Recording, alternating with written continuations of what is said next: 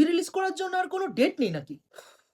চলো শুরু করা যাক। 2018 সালে অজয় দেবগনের রেড মুভি রিলিজ হয়েছিল, যার কনসেপ্টও ভালো ছিল আর মুভিটাও ভালোই হিট হয়েছিল, যার জন্য এখন 7 বছর পর 2025-এ আমাদের এর সিকুয়েলটা দেখতে হচ্ছে। এখন কেমন ছিল এই সিকুয়েলটা? এটা কি এখানে অরিজিনাল মুভির সাথে জাস্টিফাই করতে পেরেছে? বলছি, বাট এর আগে সাবস্ক্রাইব, ভিক্ষে তো চাইতেই হবে। এখন রেড টুর গল্প ঠিক ওইটাই যেটা আমরা ট্রেলারে দেখেছি। অমেয় পটনায়ক এখন তার 75th রেড করতে চলেছে একজন কারাপ্ট পলিটিশিয়ান এখানে, প্লেড বাই রিতেশ দেশমুখ, যার ইমেজ জনতার কাছে একদম দেবতুল্য, মানে টাইট থেকেও বেশি ক্লিয়ার। কিন্তু অ্যাকচুয়ালি কি ব্যাপারটা এখানে এতটাই ইজি, নাকি এখানে তলে তলে খেলা হচ্ছে? এখন এখানে মুভির গল্প, স্ক্রিন প্লে আর স্টোরি স্ট্রাকচার অনেকটাই রেড 1 এর মতো। ওয়েট, গুছিয়ে বলছি। এখন রেড 2 কে যদি আমরা স্ট্যান্ডালোন হিসেবে দেখি তাহলে এটা একটা ভালো মুভি, কিন্তু এজ এ সিকুয়েল এটা এতটাও না। যদি আমরা প্রথমে এখানে মুভির পজিটিভ দিকগুলো বলি, তাহলে সবার প্রথম আসবে এখানে পারফরম্যান্সেস। এখানে মুভির লিড হচ্ছে অজয় দেবগন স্যার, বাট এখানে এই মুভি স্ট্যান্ডার্ড পারফর্মার হচ্ছে রিতেশ দেশমুখ। রিতেশ দেশমুখকে এখনো পর্যন্ত কমেডি রোলে স্টিরিওটাইপ করা হয়েছে, কিন্তু ভাই এখানে নিজের পারফরম্যান্স দিয়ে অজয় দেবগনকে খেয়ে নিয়েছে। মানে কিছু সিনে সে লিটারালি অজয় দেবগনকে ওভারশ্যাডো করছে, যেমন তার লুক তেমনই তার পারফরম্যান্স, মারাত্মক।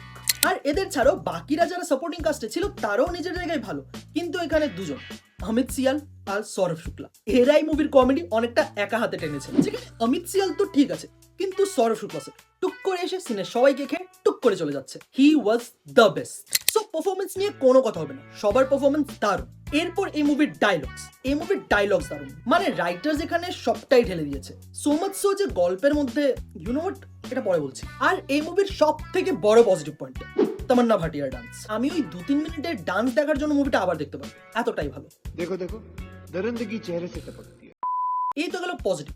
এখন চলো নেগেটিভের দিকে আসা যাক। পুরো মুভির এক্সিকিউশন এখানে খুবই ক্যাজুয়ালি করা হয়েছে। যেখানে এই মুভির মাঝে মাঝে গান ছিল না, গানের মাঝে মাঝে মুভি ছিল, তুমি এটা ধরতেই পারবে না। মুভির সব থেকে বড় নেগেটিভ ছিল এই গানগুলো, মানে কোনো দরকার নেই তাও স্ক্রিন প্লের মধ্যে জোর জবরদস্তি গান ঢোকাতেই হবে। বাট তাও তমন্না ভাটিয়ার ঢেউ দেখার জন্য এটা সহ্য করেই নিলাম।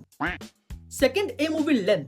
এখন মুভির লেন্থ বেশি না, 2 ঘন্টা 20 মিনিটের কাছাকাছি, কিন্তু তাও কিছু কিছু জায়গায় মুভিটা এত স্লো মনে হচ্ছিল 3 ঘন্টার মুভি দেখছি। ফার্স্ট হাফ তাও সহ্য করে নেওয়া যায়, মানে বিল্ড আপে বেরিয়ে যায়, কিন্তু সেকেন্ড হাফ যেখানে তারা পুরো কেসটাকে ইন্টারেস্টিং বানানোর চেষ্টা করেছে, বাট আগেন চেষ্টাই করেছে, বানাতে পারেনি। থার্ড, এই মুভির গল্প। এখন যদি অনেস্টলি বলি তাহলে এই মুভির তেমন একটা দরকার ছিল না, কারণ এখানে মুভির গল্প আর স্ক্রিন প্লে স্ট্রাকচার এক্স্যাক্টলি ওইটাই যেটা আমরা রেড 1-এও দেখেছি, with some twist and turns. যদি এখানে পারফরমেন্সে মুভিটাকে না সামলাতো তাহলে পুরো মুভির গল্পটা এখানে ছড়িয়ে লাট হয়ে যেত, যেটা টু সাম এক্সটেন্ট হয়েও গেছে। আর ফোর্থ, এই মুভিতে অজয় দেবগন। এখন আমরা সবাই সালমান ভাইকে বলি ভাইয়ের লুকে ডিফারেন্স নেই, পারফরমেন্স মোনোটোনাস হয়ে গেছে, একঘেয়ে লাগছে, বাট এখানে এই সেম প্রবলেমটা অজয় দেবগনকে নিয়েও।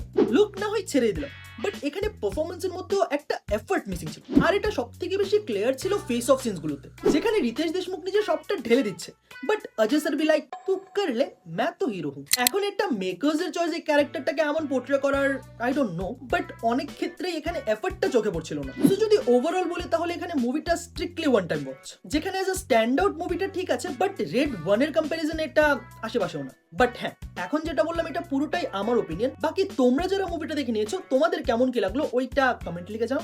যদি এই ভিডিও ভালো লাগে তাহলে লাইক করো, যদি বেশি ভালো লাগে তাহলে শেয়ার করো। পপ কালচার নিয়ে আরো মজার ভিডিওস এখানে আছে, so check those out too. আর সব থেকে ইম্পর্টেন্ট যেটা, সাবস্ক্রাইব করো।